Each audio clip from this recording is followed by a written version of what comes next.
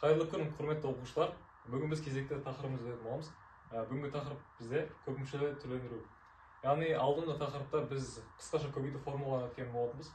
7-ші сынып бағдарламасы бойынша көпмүшелерді түрлендіру тақырыбы осы қысқаша көбейту формулаларынан кейінгі маңызды тақырыптардың бірі.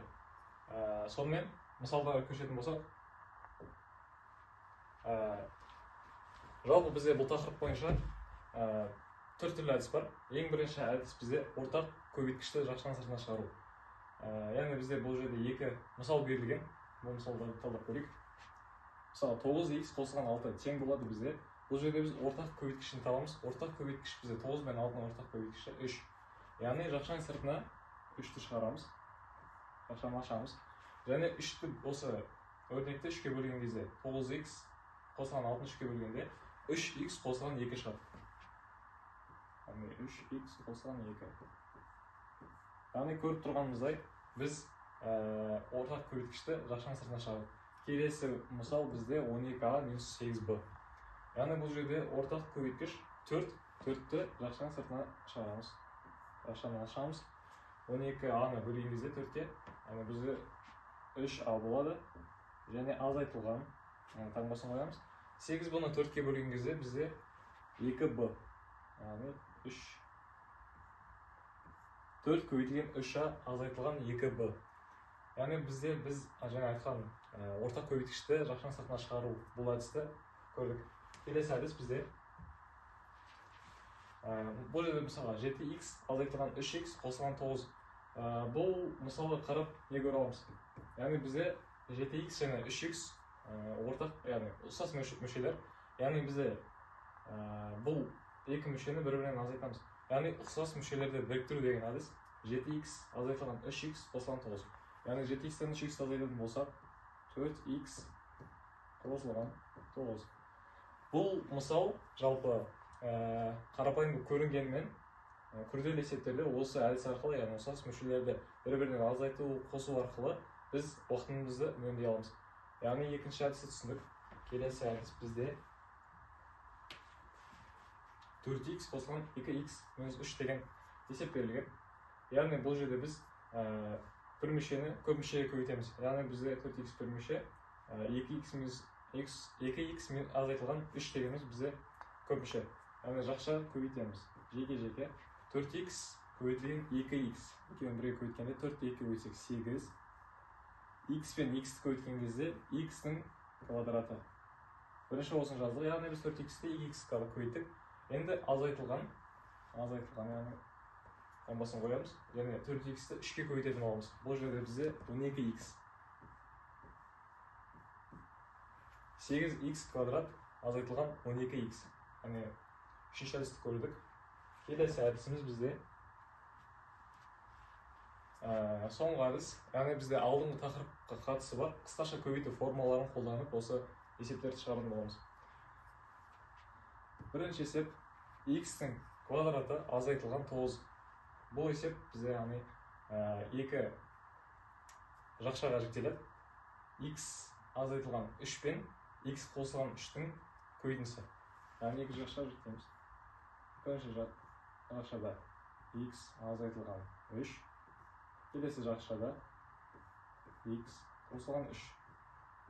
Яғни бұл қайдан шықты десек, қысқаша көбейту формуласында а квадрат азайтылған b квадрат тең болады бізде а қосылған b көбейтілген а азайтылған b. Яғни осы формула арқылы біз х квадрат азайтылған 9 деген есепті шығардық. Екі жақша жіктедік. Екінші есеп бізде яғни қосындының квадраты. Бұл жерде бізде а қосылған 6, соның квадраты жақшаның сыртында. Бұл есеп шығаратын болсақ, формула бойынша яғни бізде а қосылған b-ның квадраты тең болады бізде а квадрат қосылған 2 мүшенің, яғни екі санның немесе 2 еселенген көбейтіндісі 2ab қосылған екінші санның квадраты b квадрат. Түсіндік. Яғни бұл жерде бұл есепті тура осы формула саламыз. Яғни b-ның орнында бізде 6 деген сан. Бұл жерде а квадраты өзін жазамыз. қосылған екеуінің көбейтіндісі, бірақ екі еселенген көбейтіндісі, сондықтан бізде 6а емес 12а болады. 12а қосылған 6-ның квадраты бізде 36, 36-ны жазамыз. Яғни бұл әдісті түсіндік. Қысқаша көбейту формуласындағы, яғни өтіп кеткен тақырыпты қайталау бір жағынан. Сонда бізде а қосылған 6-ның квадраты тең болады а квадрат қосылған 12а қосылған 36. Жалпы екі мысал кетті, және соңғы мысал бізде 4x квадрат қосылған 20x қосылған 25. Яғни бізде тура осы секілді бұл жерде бір керісінше форматта берілген, яғни кері есеп деп айтуға болады. Бізде керісінше жақша ашылып тұр, яғни жақшадан шыққан мына алдыңғы мысалдағыдай мәні, ал біз керісінше жақшаға оны көзіміз керек. Бұл жерде бізде мына формула, тура осы формула а квадрат қосылған 2аб қосылған б квадрат. Яғни біз бұл жерден а квадратты байқайтын болсақ, 4x квадрат деп тұр, бұл бізде а квадрат. Енді а квадрат бізде 4x квадратқа тең болатын болса, аның өзі бізде 2x-қа тең. Ал мына жақта үшінші қосылғыш қарайтын болсақ, 25. 25 деген қай санның квадраты бізде? 25 бізде 5-тің квадраты. Қосылған 5. Тексеру үшін мысалы ортадағы осы қосылғышқа қарауға болады. Яғни оның алдында айтып кеткеніміздей 2а ғой бізде формула бойынша. Яғни 20ax дегеніміз бізде 2 осы мүшенің көбейтіндісі, 2 еселенген көбейтіндісі, яғни 2x көбейтілген 5 көбейтілген 2 бар. Сонда бізде 20x береді. Яғни бұл есеп дұрыс. Осының осы өрнектің квадраты.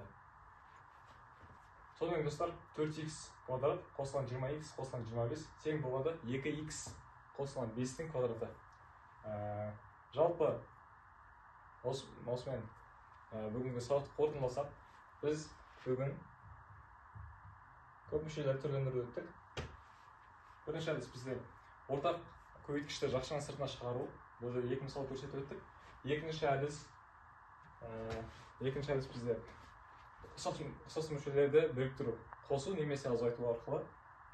Кейінгі әдіс бізде бұл жерде біз бір мүшені көп мүшеге көбейттік. 4x қосылған 2x минус 3, 8x минус 12x. Яғни бұл жерде түсінікті.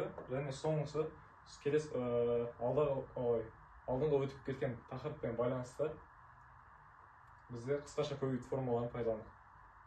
Жалпы осымен сабақ аяқталды. Ұнаса лайк басып қолдап кетсеңіздер болады.